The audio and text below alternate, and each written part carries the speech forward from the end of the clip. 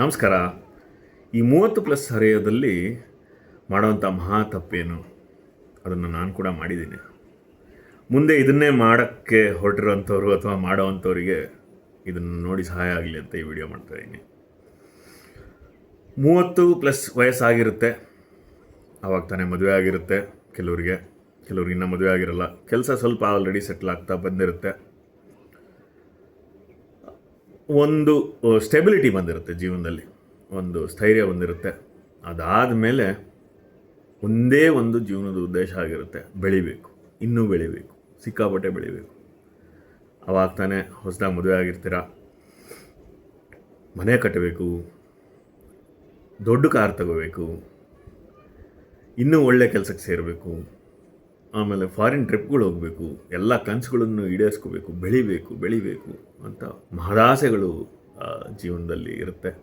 ಅದನ್ನೆಲ್ಲ ಸಾಧಿಸ್ಕೊಳ್ಳೋವಂಥ ಸಮಯ. ಈ ಸಾಧಿಸ್ಕೊಳ್ಳೋದಕ್ಕೋಸ್ಕರ ಬೇಕಾಗಿರೋವಂಥದ್ದೇನು? ಪ್ರಮೋಷನ್. ತುಂಬ ಕಷ್ಟಪಟ್ಟು ಕೆಲಸ ಮಾಡಬೇಕು, ಇನ್ನು ಮೇಲೆ ಬೆಳಿಬೇಕು. ಅದಕ್ಕೋಸ್ಕರ ಹಗಲು ರಾತ್ರಿ 1 ವರ್ಷ ಪೂರ್ತಿ ಕಷ್ಟಪಟ್ಟು ಎಲ್ಲರಿಗಿಂತ ಚೆನ್ನಾಗಿ ಮಾಡಬೇಕಲ್ಲ. ಕಷ್ಟಪಡೋದು ಅಂದರೆ ಹೇಗೆ? ಯಾವ ಹೊತ್ತಿಗೆ ತಿಂತೀವೋ, ಯಾವ ಹೊತ್ತಿಗೆ ತಿನ್ನೋದಿಲ್ವೋ, ಏನು ಆಫೀಸ್ ಟೈಮಿಂಗ್ಸ್ ಅನ್ನೋದಿಲ್ಲ, ಎಷ್ಟೊತ್ತಿಗೆ ಹೋಗ್ತೀವೋ, ಎಷ್ಟೊತ್ತಿಗೆ ಬರ್ತೀವೋ, ಟ್ರಾಫಿಕ್ನಲ್ಲಿ, ಕ್ಯಾಬ್ಗಳಲ್ಲೂ. ಮತ್ತು ಕೆಲಸ ಬರೀ ಆಫೀಸಲ್ಲೇ ಮುಗಿಯಲ್ಲ, ಕ್ಯಾಬ್ಗಳಲ್ಲಿ ಮುಂದುವರಿಸ್ತಾರೆ, ಮೆಟ್ರೋಗಳಲ್ಲಿ ಮುಂದುವರಿಸ್ತಾರೆ, ಮನೆಗೆ ಬಂದಮೇಲೆ ಮುಂದುವರಿಸ್ತಾರೆ, ಇನ್ನು ವರ್ಕ್ ಫ್ರಮ್ ಹೋಮ್ ಅವ್ರ ಕತೆ ಬಿಡಿ ಗೋವಿಂದ. ಹೀಗೆ ಕೆಲಸದ ಒತ್ತಡ ಬೇರೆ ಒಂದು ಕಡೆ ಶುರು ಆಗುತ್ತೆ. ಎಷ್ಟು ಅಂತ ಕೆಲಸ ಮಾಡಿದ್ರೂ ಅದಕ್ಕೆ ಕೊನೆ ಅನ್ನೋದೇ ಇಲ್ಲ ಅಲ್ವಾ? ಬೆಳೆಯೋದಕ್ಕೆ ಬೆಳವಣಿಗೆ ಎಲ್ಲಿ ಕೊನೆ ಇದೆ? ಸೊ ಈ 30+ ವಯಸ್ಸಿನಲ್ಲಿ ನಾವೇನು ಮಾಡ್ಬಿಡ್ತೀವಿ, ಕೆಲಸನೇ ಇಲ್ಲ, ಅದೇ ಒಂದೇ ಆದ್ಯತೆ ಜೀವನದಲ್ಲಿ. ಕೆಲಸ, ದುಡಿಮೆ. ಹೀಗೆ ಮಾಡ್ಕೋತಾ ಬೇರೆ ಎಲ್ಲ ಮರ್ತುಬಿಡ್ತೀವಿ. ಆದರೆ ನಮ್ಮ ಆರೋಗ್ಯದ ವಿಷಯನ ಮಾತ್ರ ಕಂಪ್ಲೀಟಿ ಕಡೆಗಾಣಿಸ್ಬಿಡ್ತೀವಿ. ಏನು ಆರೋಗ್ಯ, ಏನಿದೆ ರೀ ಅಂತೀವಿ. ಆ ಏಜಲ್ಲಿ ದೇಹ ಕಲ್ಲನ್ನು ತಿಂದರೂ ಅರಗಿಸ್ಕೊಳ್ಳುತ್ತಂತೆ, ಹಾಗಿರುತ್ತೆ ದೇಹ ಶಕ್ತಿ. ನಾವೇನು ಮಾಡ್ಬಿಡ್ತೀವಿ, ಅದಕ್ಕೋಸ್ಕರ ಏನೋ ಒಂದು ನಡ್ಕೋತಾ ಹೋಗ್ತಾ ಇದೆ, ಏನೋ ಒಂದು ಆಗ್ತದೆ, ಏನೋ ಹೊತ್ತಿಗೆ ಏನೋ ಒಂದು ಸಿಗ್ತಾ, ಎಲ್ಲೋ ಒಂದು ಹೋಗಿದ್ವಾ, ಏನೋ ಒಂದು ತಿಂದ್ವಾ, ಎಷ್ಟೊತ್ತಿಗೋ ತಿಂದ್ವಾ, ನಡೆದೋಗುತ್ತೆ. ಆಮೇಲೆ ದೇಹಕ್ಕೋಸ್ಕರ ಏನೂ ಮಾಡೋದಿಲ್ಲ. ಆಮೇಲೆ ಅದೇ ಸ್ಟ್ರೆಸ್ ಮಧ್ಯೆ ಈಗಿನ ಕಾಲದಲ್ಲಿ ಜನಗಳು ಕೆಲವೊಂದು ಚಟಗಳು ಕಲ್ತುಬಿಡ್ತಾರೆ. ಸ್ಟೈಲ್ ಅಂದ್ಕೊಂಡು ಕೆಲವೊಂದು ಚಟಗಳು, ಈ ಪಬ್ಬಿಗೆ ಹೋಗೋದೇ ಒಂದು ಲೈಫ್ ಸ್ಟೈಲ್ ಆಗೋಗಿದೆ. ಸೊ ಇವೆಲ್ಲ ಶುರು ಆಗ್ತದೆ. ಸೊ ಇದೆಲ್ಲ ಸೇರಿಸಿ ಏನಾಗುತ್ತೆ,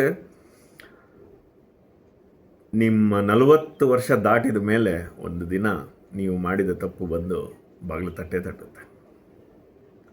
ಆ ತಟ್ಟಿದಾಗ ನಿಮಗೆ ಅದರ ಅರಿವಾಗುತ್ತೆ, ಓಹೋ ಏನೋ ಆಗಿದೆಯಲ್ಲಪ್ಪ. ಅದು ತಟ್ಟೋದು ಭಾಳ ವಿಧಾನಗಳಿದೆ, ಅದನ್ನು ಇನ್ನೊಂದು ಸಲ ಮಾತಾಡ್ತೀನಿ. ಆದರೆ ಇದು ಬರೋದಕ್ಕಿಂತ ಮುಂಚೆ ಎಷ್ಟೋ ಜನ ಚಿಕ್ಕವರಿದ್ದಾಗ ಆ್ಯಕ್ಚುಲಿ ಒಳ್ಳೊಳ್ಳೆ ಅಥ್ಲೀಟ್ಸ್ ಆಗಿರ್ತಾರೆ. ಮೊನ್ನೆ ನನ್ನ ಹಳೆಯ ಸ್ನೇಹಿತನೊಬ್ಬನ ಹತ್ರ ಮಾತಾಡ್ತಾ ಇದ್ದೆ.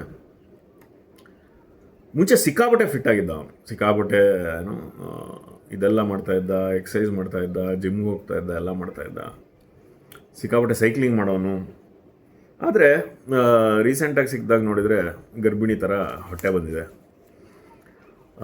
ಭುಜ ಬಾಗಿದೆ, ಅವನ ಕೈಲಿ ಓಡೋಕ್ಕಾಗಲ್ಲ, ಆಮೇಲೆ ಮೇಲಕ್ಕೆ ಜಂಪ್ ಮಾಡೋಕ್ಕಾಗಲ್ಲ. ಅಂದರೆ ಫಿಸಿಕಲ್ ಆ್ಯಕ್ಟಿವಿಟಿ ಏನೂ ಮಾಡೋಕ್ಕಾಗಲ್ಲ. ಒಂದು ಸ್ವಲ್ಪ ದೂರ ಓಡಾಡಿದ್ರೆ ಎದುರಿಸಿ ಬಿಡ್ತಾನೆ, ಸಿಕ್ಕಾಪಟ್ಟೆ ದಪ್ಪ ಆಗಿದ್ದಾನೆ. ಏನಾದರೂ ಕೇಳಿದರೆ, ಮಗ ನಂದೇ ಸ್ಟ್ರೆಸ್ಸು ಕಣವು, ನಿನಗೇನು ಗೊತ್ತು ಅಂತಾನೆ. ಸೊ ಹಾಗೆ ಈ ಥರದ್ದು ಸುಮಾರು ಜನ ನನ್ನ ಸ್ನೇಹಿತರು. ಇನ್ನೊಬ್ಬ ನನ್ನ ಸ್ನೇಹಿತ ಐರನ್ ಮ್ಯಾನ್ ಕಾಂಪಿಟೇಷನ್ಗೆಲ್ಲ ಕಂಪೀಟ್ ಮಾಡಿದವನು. ಇವಾಗ ತುಂಬ ಚೆನ್ನಾಗಿದ್ದಾನೆ, ಶ್ರೀಮಂತ ಆಗಿದ್ದಾನೆ, ಮದುವೆ ಆಗಿದೆ, ಆದರೆ ಹೊಟ್ಟೆ ಬಂದಿದೆ. ಆರೋಗ್ಯನ ಸಂಪೂರ್ಣವಾಗಿ ನಿರ್ಲಕ್ಷಿಸೋದು ಆ ವಯಸ್ಸಿನಲ್ಲಿ ನಾವುಗಳು ಮಾಡೋ ದೊಡ್ಡ ತಪ್ಪು. ಹೌದು, ಸಮೃದ್ಧಿ ಬೇಕು ಮನುಷ್ಯನಿಗೆ, ಬೆಳಿಬೇಕು, ದುಡ್ಡೇ ಎಲ್ಲ ಸರಿ. ಆದರೆ ದುಡ್ಡಿಗಿಂತ ದೊಡ್ಡದು ಆರೋಗ್ಯ ಅನ್ನೋದು ನಿಮಗೆ 40ರ ಮೇಲೆ ಗೊತ್ತಾಗೋಕ್ಕೆ ಶುರುವಾಗುತ್ತೆ ನಿಧಾನಕ್ಕೆ.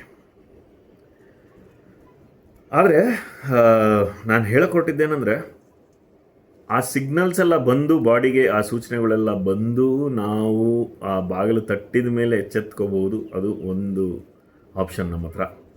ಎರಡನೇ ಆಪ್ಷನ್ನು, ಅದು ಬರೋದಕ್ಕಿಂತ ಮುಂಚೆನೇ ಸ್ವಲ್ಪ ಈ 30ರಲ್ಲಿ ಏನು ಮಾಡಬೇಕಾಗಿಲ್ಲ, ಬರೀ ದಿನಕ್ಕೆ 1 ಗಂಟೆ ಅಷ್ಟು ದೇಹದ ವ್ಯಾಯಾಮ ಮಾಡ್ಬೋದು. ವಾಕಿಂಗ್ ಮಾಡ್ಬೋದು, ಅಥವಾ ಜಿಮ್ಗೆ ಹೋಗ್ಬೋದು, ಆಮೇಲೆ ಇಲ್ಲಾಂದರೆ ಯಾವ್ದಾದ್ರು ಸ್ಪೋರ್ಟ್ಸ್ ಆಡ್ಬೋದು. ಬಟ್ ಇದರ ಸೀಕ್ರೆಟ್ ಏನಂದರೆ ಕನ್ಸಿಸ್ಟೆಂಟಾಗಿ ಮಾಡಬೇಕು. ಪ್ರತಿನಿತ್ಯ ಅದನ್ನು ಪ್ರತಿದಿನವೂ ಮಾಡೋ ಅಭ್ಯಾಸನ ರೂಢಿಸ್ಕೋಬೇಕು. ಆ ಟೈಮ್ ಅವತ್ತು ನನಗೆ ಯಾರು ಬಂದು ಹೇಳಿದ್ರೆ ಬಹುಶಃ ನಾನು ಅದನ್ನು ಹೇಳಿದೆ, ಯಾರಿಗ್ರಿ ಟೈಮ್ ಇರುತ್ತೆ? ನಮ್ಮ ಆಫೀಸ್ ಪರಿಸ್ಥಿತಿ ಗೊತ್ತೇನು ರೀ ನಿಮಗೆ? ಕೆರ್ಕೊಳ್ಳೋಕೆ ಟೈಮ್ ಇರಲ್ಲ ರೀ ಆಫೀಸಲ್ಲಿ. ಬೆಳಕರಿತಿದ್ದಂಗೆ ಎದ್ದು ಓಡಬೇಕು, ವಾಪಸ್ ಬರಬೇಕು. ಇನ್ನು ಹೆಣ್ಮಕ್ಳ ಕತೆ ಬಿಡಿ, ಮನೆಯಲ್ಲೂ ಮಾಡ್ಕೋತಾರೆ, ಆಚೆ ಕಡೆನೂ ಮಾಡ್ತಾರೆ ಕೆಲಸ ಮಾಡೋವಂಥವ್ರು. ಇನ್ನು ಹೌಸ್ ವೈಫ್ಸ್ದು ಇನ್ನೊಂದು ಕತೆ ಇದೆ, ಅದನ್ನ ನಾನು ಆಮೇಲೆ ಹೇಳ್ತೀನಿ. ಆದರೆ ಕೆಲಸ ಮಾಡೋವಂಥ ಹೆಣ್ಮಕ್ಳದ್ದು ಇನ್ನೂ ಅಧ್ವಾನ. ಮನೆ ಕೆಲಸ ಮಾಡಿಕೊಂಡು ಆಚೆ ಮಾಡ್ಕೊಂಡು, ಈ ಒಂದು ಅಡುಗೆಯವ್ರು ಬರಲಿ ಏನೇ ಬರಲಿ ಸ್ಟಿಲ್ ಮನೆ ಕೆಲಸಗಳು ಮಾಡಿಕೊಂಡು ಅವರು ಜವಾಬ್ದಾರಿ ನಿಭಾಯಿಸ್ಕೊಂಡು ಆಫೀಸ್ದು ಕೆಲಸ ಮಾಡಿಕೊಂಡು ಆರೋಗ್ಯ ಅದೋ ಗತಿ ಆಗೋಗಿರುತ್ತೆ. ಹಾಗಾಗಿ ನಾನು ಕೂಡ ಅದನ್ನೇ ತಪ್ಪು ಮಾಡಿ ಬಂದು ಈಗ ಅದನ್ನು ಅನುಭವಿಸಿ ಅದನ್ನು ಸ್ವಲ್ಪ ತಿದ್ಕೊಳ್ಳೋಕೆ ಪ್ರಯತ್ನ ಮಾಡ್ತಾ ಇರೋದ್ರಿಂದ ಹೇಳಬೇಕು ಅಂತ ಅನ್ನಿಸ್ತು. 30ರ ಹರೆಯದಲ್ಲಿ ಇರುವಂಥವ್ರಿಗೆ, 30+ ಇರುವಂಥ ವಯಸ್ಕರಿಗೆ ದಯಮಾಡಿ ನೀವು ಅದನ್ನು ಆದ್ಯತೆ ಮಾಡ್ಕೋಬೇಕು. ಏನೇ ಬರಲಿ, ಎಷ್ಟೇ ಕಷ್ಟ ಇರಲಿ, ನಾವು ಆಫೀಸ್ಗೆ ಹೋಗಿ ಬಂದು ನಮ್ಗೆ ಇನ್ನೇನು ಪ್ರಾಣನೇ ಇಲ್ಲ, ಪ್ರಾಣ ಹೋಗೋ ಪರಿಸ್ಥಿತಿ ಇದೆ ಅನ್ನೋ ಪರಿಸ್ಥಿತಿನಲ್ಲೂ 1 ಗಂಟೆ ವ್ಯಾಯಾಮ ಮಾಡೋದು ತುಂಬ ಮುಖ್ಯ. ದೈಹಿಕ ವ್ಯಾಯಾಮ ಏನಾದರೂ ಮಾಡಲೇಬೇಕು.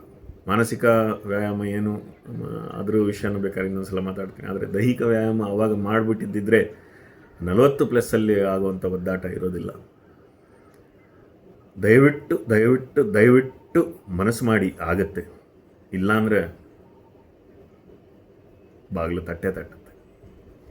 ಒಳ್ಳೆಯದಾಗಲಿ.